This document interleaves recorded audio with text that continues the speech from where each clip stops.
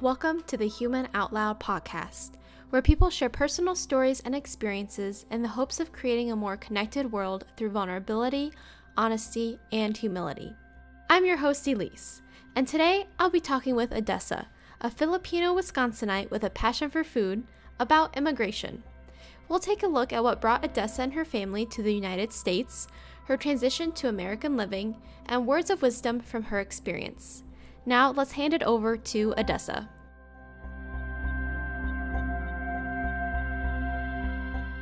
I came here September of 2012, is what, 8, 9 years ago now? And I came here with my daughter, who was, I think, 2. Yes, a little bit over 2 years old. And we moved here because at that time I was married to her dad. So we met in the Philippines, where I'm from. And I had a career there, things were fine, but her dad's family moved here like in the 90s. So he was already here and would just go back and forth to the Philippines to kind of visit, and his friends were there and all that fun stuff. And we met and had a kid and got married and all that.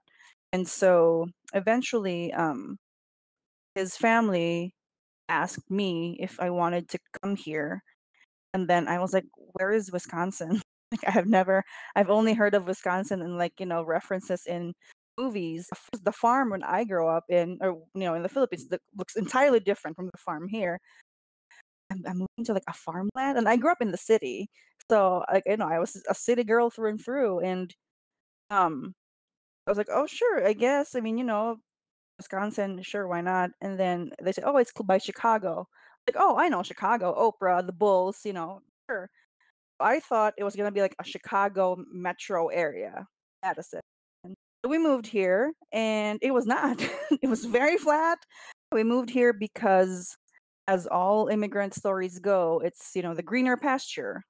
But mainly my driving force to come here was for my daughter. When it comes to providing a better life for the kid, it's a no-brainer.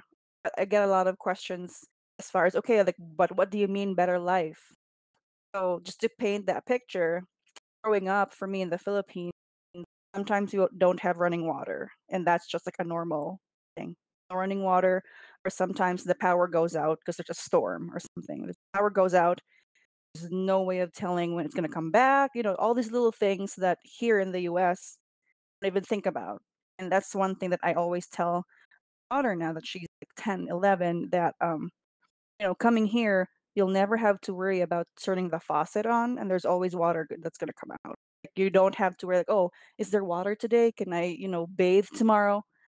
Like, when you turn the light on, there will always be light unless we didn't pay or anything. Yeah, it's interesting that, your daughter, I'm assuming it's great you're reminding her, but it's really interesting because, yeah, to her that will just seem, "Oh, well, why wouldn't there be water? Right. Why wouldn't we have internet?" So that makes sense that you wanted that. Yeah, and that's, and when, like, the whole, like, not to take this in the political level, but a lot of people are like, "Oh, immigrants come here and da da da." Like, in my head, like, I'm an immigrant. Like, I came here not because I wanted to take something from someone else. Like, I came here for my family, for myself, for my daughter, and why is that a bad thing? All parents or all family want their family to have a better life. Yeah, that's kind of a little crazy to me when I hear those things. It's how it's not. I don't think the picture is painted well enough for everyone to really understand. Like, yeah, we come here because there's running water every single time. We come here because, yeah, there's always light. There's always power. There's, where we're from. Sometimes there's no power for a month. Sometimes no water for 2 weeks. Whether it be people assuming that you're here to quote unquote steal their job Mhm. or just any sort of different treatment or any, special challenges you feel like you've had to overcome because you're an immigrant and people might have assumptions about you. Okay, so I think it's driven by fear, and also because I think a lot of people are just not exposed to a lot of different people. Another factor. So, you fear what you don't know. So if you haven't interacted with an African American before, you see them in the street like, "Oh, this is what I hear from the stories that they're bad." So of course you're afraid. For me personally, because I speak really well, I write really well, And if I don't tell you that I'm not from the US and I just moved here years ago, I'm gonna be the wiser. Like until now, my husband forgets that I did not grow up here. Like he would say references and I'd be like, what's that? Like Seinfeld. Like, things like very little things like that would just like, oh yeah, always forget. Or like you talk about how their grade school, like the cafeteria. Like my grade school didn't have a cafeteria. Like these little things and like because I speak well and I write well and knowingly, like, I don't really look that much different. Like, I have brown hair and whatever, but so the discrimination against me is less ruthless or severe compared to someone who has a very thick accent or who, doesn't speak as well as I do or doesn't have a career like I have.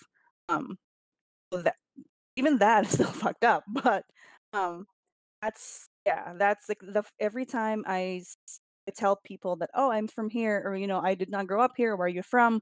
And I tell them, "Oh, I'm from the Philippines." Like, "Oh," they always assume I grew up here. It's like, "Oh, no, I moved here years ago." They're like, "Oh, but you speak English so well." And that I think that I was like, but why shouldn't I? Like the rest of the world speaks English, you know? There's like this luxury of, having English be my native tongue where, children in other countries have a different native tongue and they're taught English and usually like another like a third language. And I'm over here Mhm. like, well, I kind of tried Spanish in high school and that didn't work out. Like, it's Right, we exactly. we are so quick to judge people that have accents or don't speak one English or one language perfectly like English, but they like my husband's father, I'm pretty sure he knows 3 languages, maybe more. And English, he has an accent, but Yeah, I'm like, he has to be a genius because learning more than one language, I mean, I am so envious of people that right, can do that, and I think that's incredible. And so it's just so funny that an accent oftentimes ends up having this judgment of, "Oh, well, they might not be as educated," or for some reason you think that you're better than them just because you can speak your own language better than them. So I don't know, right. it's such a weird, like, social Yeah, cue. and I think that's all because, the West colonized everywhere. So, um, English was the standard. Like, if you speak English well, then then you must be at the certain level economically, education wise and all that. But even in the Philippines, even where I'm from, where everyone speaks, there's like a lot of languages in the Philippines. We have like a national language, but English is like our second language.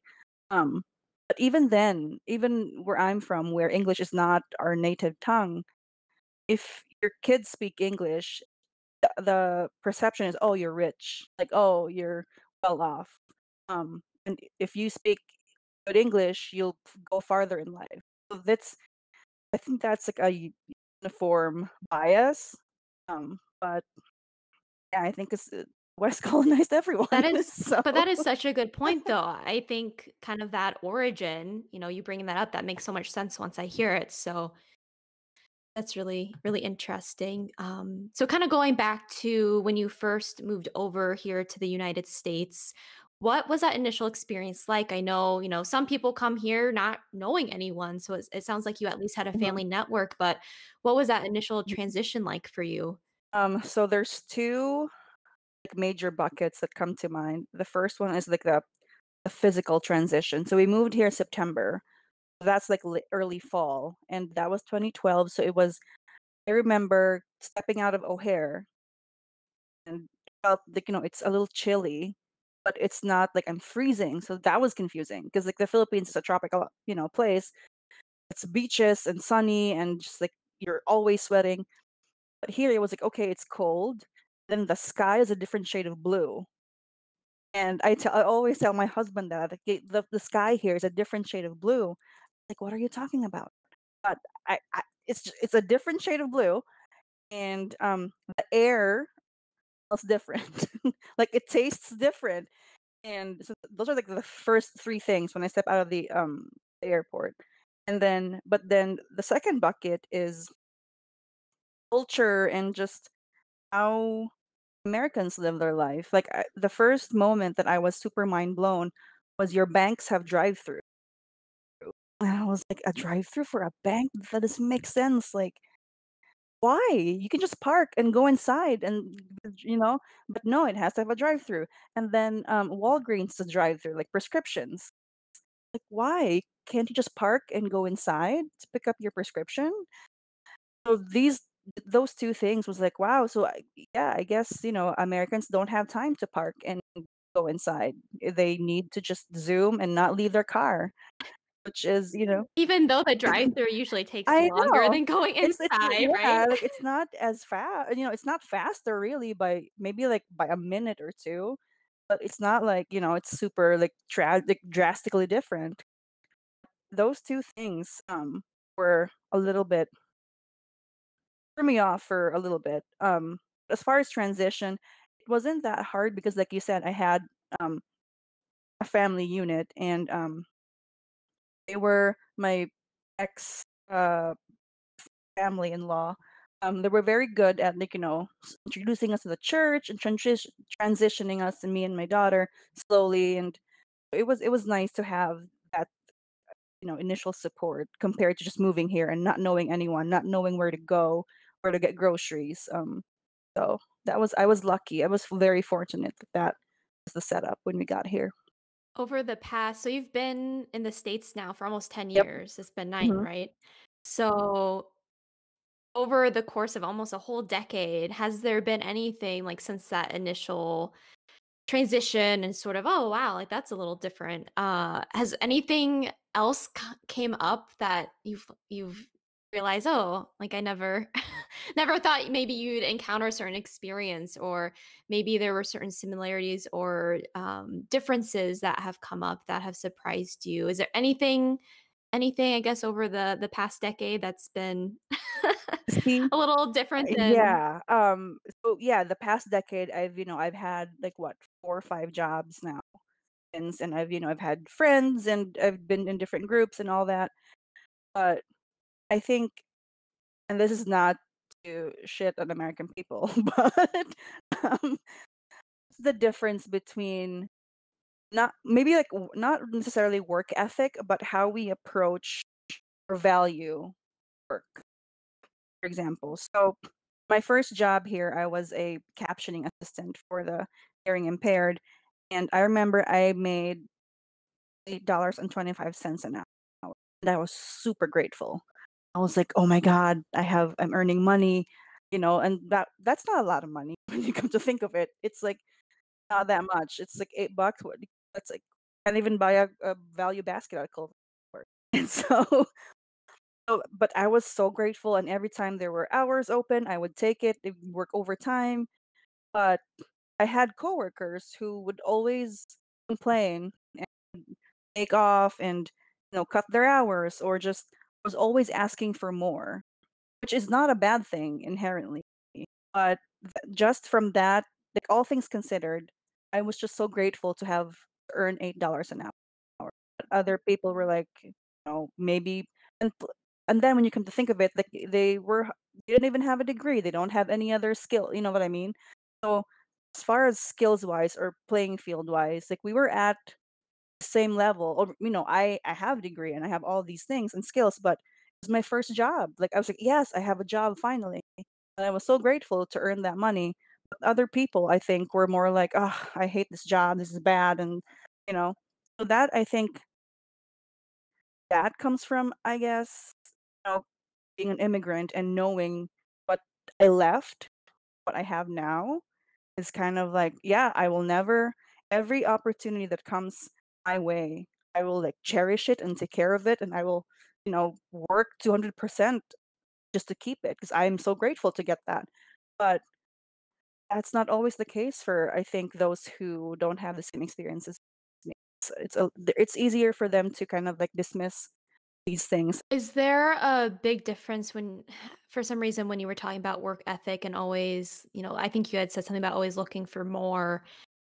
Is that a culture difference that you feel like you would identify as well between the Philippines and I feel like in the States, there's just this culture of living in excess and really looking for fulfillment through, materialistic possessions and, showing off your status. Is that something that you saw very much of when you were still in the Philippines? Yeah, the living in excess. Like I had friend from I had like high school classmate from who's in Singapore, and who visited one of our friends in California a couple of years ago, and I flew to Cali and just we hung out, and he was so mind blown that okay, he went to like a McDonald's and ordered the burger or whatever.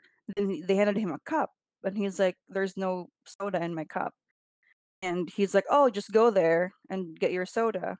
And he was confused because, like, "Oh, I can just get as much soda as I would ever want. I can sit here all day and drink soda." 'Cause that's not how it is in the Philippines. And, like, things like that, like the serving sizes and portion sizes, and, that's the living in excess, I think, is yeah, I think everyone outside of the US knows that that's, like, a standard here in the Yes. US, and everything's just big and crazy and right. Yeah, I remember my ex-mother-in-law bringing, muffins from Panera or somewhere, and it was as big as my daughter's head, and I was like, "This is a muffin? It's like this can feed a whole family."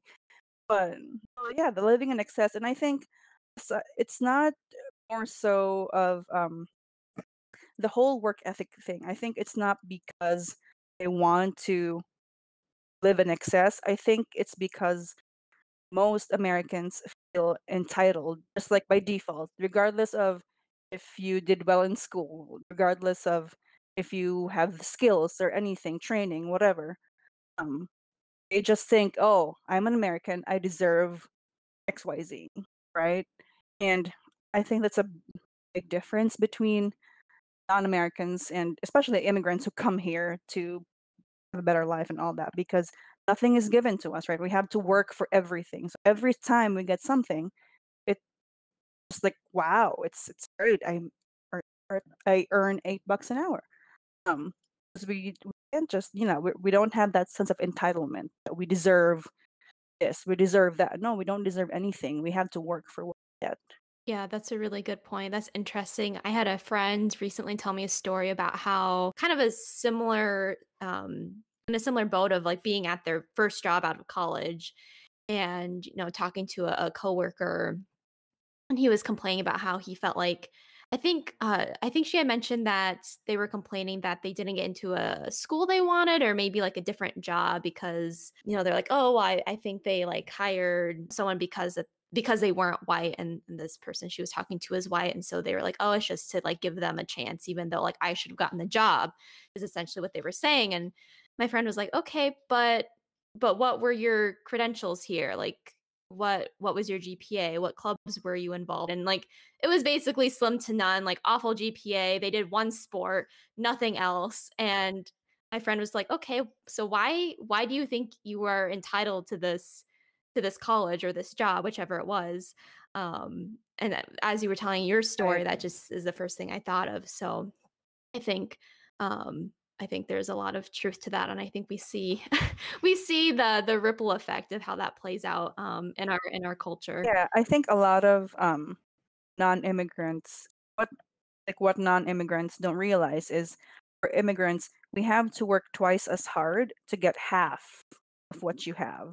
So like for example, if I didn't speak really good English, I don't think I will, get the career that I have or at least, get move faster in my career.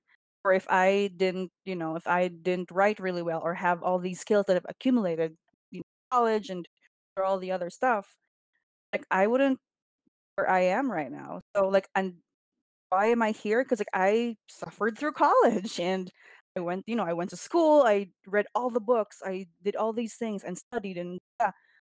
But yeah, because so now that I have those skills and that's how I advance my career. But if I was just a high school graduate and have no skills, I don't and if I'm not a native, English speaker, I would probably would be not working for a tech company right now. It's very hard to get through that. And so yeah, like we that's like one thing that I always say in my head, like I have to work twice as hard just to get I think half. that plays well into a question I had wanted to ask you, and you had touched on this some earlier, but just looking at different misconceptions surrounding, immigration in general, and how originally I wanted to talk about what misconceptions you would, kind of prioritize as wanting to resolve, Mhm. essentially. And I think you've touched on a couple. So, just in terms of how we go about that, I mean, what do you think is important for really expanding people's horizons and showing them, no, like this is what immigration is about. This is what immigrants want, and Mhm. what they're, what they're actually all about. What kind of thoughts do you have on that? I think everyone who has issues or not issues, but like it just doesn't know. Like no one, if you're like a common citizen or like you're just a regular American living in wherever, Kanawak or something, you Yeah, like some you, little town. yeah, like, you wouldn't know how the immigration process is. Like you've never probably have visited the Homeland Security website. Um, So it's the process of immigrating from one country to another, especially in the US, is very hard. And it's like, so I was just lucky that, my ex-husband's family was from here and there was history and things were, it well for our part. But still, that doesn't mean that we didn't spend thousands of dollars, getting medical exams and going to the embassy for interviews, all the processes that we had to do there. And then we come here, I had to do all the tests, I had to pay, all the other fees for things. I had to wait for a green card. There's a lot of steps, and depending on your situation and which category you fall in, it's like another like 6 pages of instruction. And even then, if you're an immigrant, I cannot vote. Even though I pay taxes, I pay everything else similar to everyone. But because I'm not an American citizen, I can't vote locally, nationally. But even though the policies affect me as an immigrant. So Right. yeah. So the 2016, not 2016, last year's election was very scary for me, to not, to be blunt about it, because I have a green card and my green card expires. Green cards are given to immigrants who are here legally, right?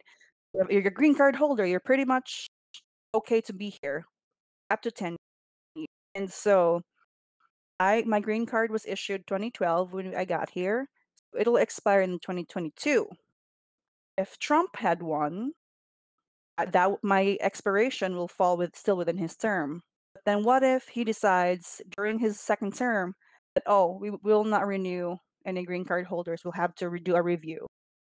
That what happens to me? That means I don't get a green card, or my green card is expired, which means I had to go home because I can't stay here without a green card, right? But my family is here, my house is here, my kid is here. But so that means I had to go home, Philippines, and wait and reapply and do all the things again. So like I lose my job, I lose everything else, and I leave my kid behind because my kid is an American citizen. So that, like, for me, that was very personal. And I think a lot of people don't understand the amount of work it requires for immigrants to be here, even, and then the amount of work we still have to do to stay here and to keep staying here. And so, because Trump's administration was very harsh on immigration, I haven't even my application hasn't moved single step, and I've already paid $800, and that's just to submit the form. They can deny it and say, "Oh, you didn't check this box." So they'll deny it. I have to resubmit. It's another $800. And here's the kicker. So I submitted I think in the summer, but before the election, Trump did something that they changed the fees from $800 for applications to 1,500. So yeah, so I think if you haven't applied, for those applying, I think after October, or there was a date that if you applied for citizenship after then, it'll be 1,200 or 1,500. And I paid like 700 and something, close to $800. That's just to submit. And every step there's a fee. You have to like give a fee for each step. So I submitted the form, that's the fee. and then get like the medical or like the biometrics or whatever. There's a fee. Go for a test, there's a fee. And if you fail, you have to do it all over again and pay that. So like there's it's a lot of work, very layered, it's very complex, but it's, people just think like, oh, immigrants who are here legally has it's very easy. No, it's not. I was just lucky. They could have denied our visa and I wouldn't be here. Yeah, So that sounds very intense, and I honestly didn't really understand how green cards worked, and so you explaining that 10-year period and then going up for renewal, I can't imagine, like, the anxiety and fear surrounding, if some sort of, law changes or some sort of policy changes. I mean, that just seems insane to me that you have been here for almost a decade. You pay taxes, you have a job, you have built a family, you've bought a house. Like, how could you be expected to leave all I mean, this is your home now. And so yeah, that's exactly. that's really, really And I don't need yeah, and I don't even have a say of like which senator I want to represent me. I don't even have a say. Be like, oh, which governor I want to represent me, which mayor, because I can't vote. So which is unfortunate because that impacts you so much. There's so many mhm. voices that aren't being heard of people that are literally Yep. contributing to our society, and they have no say in what Mhm. happens to our society. So you had mentioned something, I think two things came to mind. So you had mentioned an example of, people living in a small town, not really understanding what immigration's all about and not really being exposed to, diversity in general. To me, it's really interesting though that small towns, which, the first thing I think is like a farm town because that's where I'm from. It's really interesting to me that there would be a stigma from farm town, like a farm town community, because I feel like everyone there is so focused on like doing the hard work, like they're out there getting dirty, like, they're not out at some like fancy corporate job, with the privilege of working from home like we are. It just seems weird to me that there wouldn't be some sort of like kind of automatic empathy of like, oh wow, like, yeah, like all these people just want to work hard too, and like, they're just trying to better their lives. And I don't know, that disconnect seems weird to me, but again, I'm not in either of those shoes, so that's just kind of like a maybe weird outside perspective. Yeah, I think the disconnect there, I get that, and I at first I was like, yeah, like why wouldn't like we're not competing with you, like we're just here. We also want to have a house. We also want to have, insurance and all that. But I think the disconnect there is those in small towns or like in small communities or the farmers, for example, they don't really feel the effects of their hard work, if that makes sense. Like, right? Even if you're again, like I don't know, this is just me speculating, but I feel like those who are in small towns don't feel the effect of their hard work because like the roads are bad. They don't have a clinic. They don't have fast internet even. They don't have cell reception. Like they feel like, oh, we're working really hard in the small community. But then um all these immigrants in the big cities are taking away everything and they're taking away, they get handouts or something. It's like they don't feel that their hard work in their small community is going somewhere or going back to them even. So that's I think why they're like, "Oh yeah, I hate Mexicans because they take my job." Like, "No, dude, would you go pick avocados?" Like, probably not. Like, Well, that's the thing. It's like, well, are you willing to do the work that right, everyone else right, is I mean, and I'm yeah, sure some people would, but yeah, I think right, that's another part of it is like you mentioned earlier, kind of this what entitlement. It's interesting because I didn't okay, take me for example. If I said, "Oh, Odessa, like, you weren't born here. I don't think you're an American, but I was born here, so I am." Well, I didn't choose right, to be born here. I didn't choose to be born. You didn't choose to be born right, where you like it's just happenstance. We didn't earn anything. And yep, some people want to say, well, my family did. Well, no, they didn't either, because if you go far enough back, the United States was stolen from Native Americans. right, exactly, Slaves did all the hard work to make white people rich. So no, like that right, argument is not is not valid. So yeah, I exactly, think a lot of it is kind of this misconception of like, oh well, I'm entitled to like living here and everything, and a good life. I'm entitled, I'm a self-made person. No, like so much of this is happenstance and privilege. And Mhm. it's hard Luck. when you're in it. It's so hard for me as a even just as a white person born in the States, it is hard to be able to unpack and say, okay, how much of what I have is really just because, I worked hard, Right. and how much of it is because of my privilege, like I get Right. it's so Mhm. hard to unpack that. And I think a lot of people just don't even try. And that's where that entitlement just really inflates their world views. Right, and I think that's the whole thing. Cause like, every time like, right especially now, like, I see, the forming the capital, like, "Oh, take back our freedom," and, like, freedom is really earned. Like, it's not just, like, given away, and yeah, everything else in life should be earned, and that's how I think it's how I was raised, and I think a lot of people, outside the US are raised, like, nothing just comes to you. If you just sit there and you do nothing, like, nothing will happen to you. But I think here, it's not the case. Like, a lot of people are like, "Oh, was born here, I speak English, I should have more than whatever." Just kind of, like, weird and messed up in a way, that whole entitlement, like, "Okay, yes, okay, you say you deserve to make 80 grand a year. Do you have a college degree? No.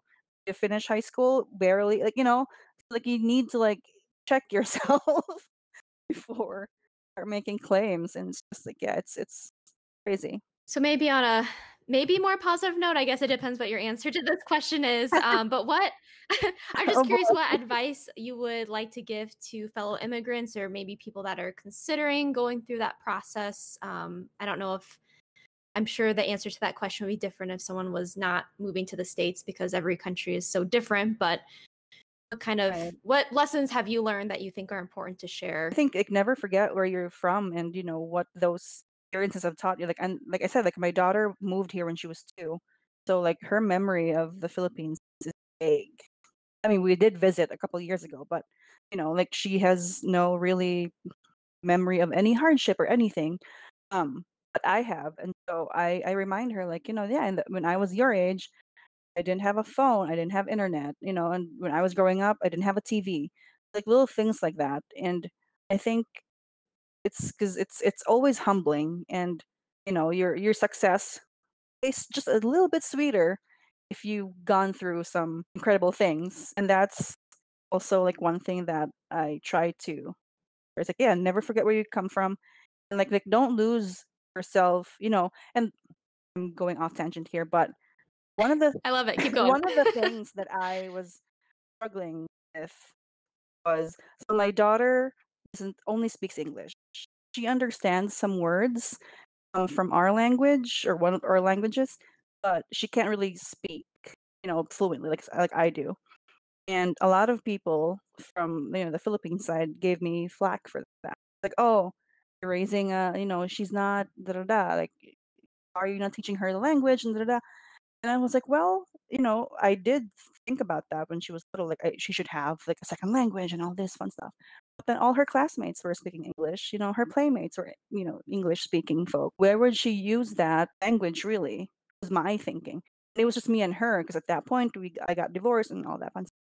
And so it was just me and her, and my friends spoke English, everyone around her. So I didn't find the need to teach her the language, and I know it's different for each family, but I've forgiven myself for that. But that was one of the reasons, or one of the big things I had the guilt of, like, "Oh, no, she's Filipino, she should be this and that."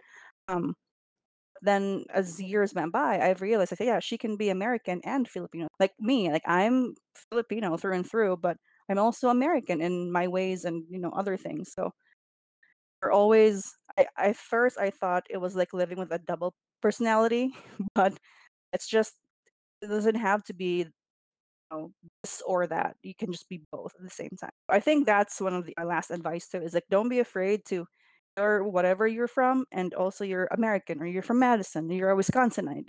Like, you can be both, and it's okay. Don't listen to what everyone is telling you. I like that idea. I feel like that idea of non-binary thinking translates to so many areas of life. For me, I'm kind of a perfectionist, so oftentimes I look to see, oh, was something good? Was it bad? Mhm.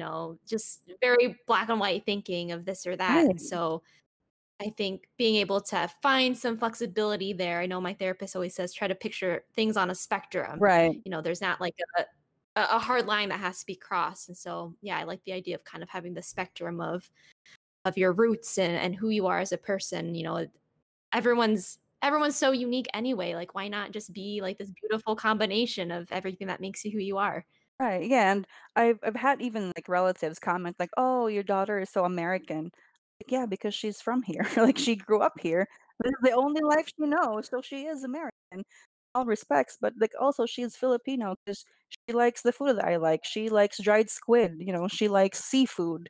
So, like, she's both, and that's okay, and that's how I've decided to raise her. It's like, yeah, she's both, and when she grows up and she decides, "Oh, mom, I wanna be more Filipino." Like, "Okay, go, you do whatever you want." But yeah, I'm not trying to, like, put her in the bucket, like, "Oh, you're this, you should only eat this, you should only speak this." It's like, she's a kid. Sh Wonderful. I love that advice. Is there anything else you wanted to cover in our conversation today, Odessa? Um, no, I don't know. Any other questions?